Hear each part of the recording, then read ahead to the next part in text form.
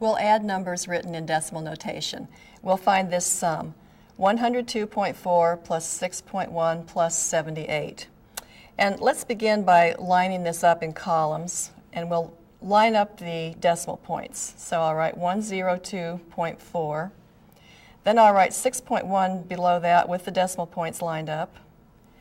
And I'll write 78 here and add a decimal point.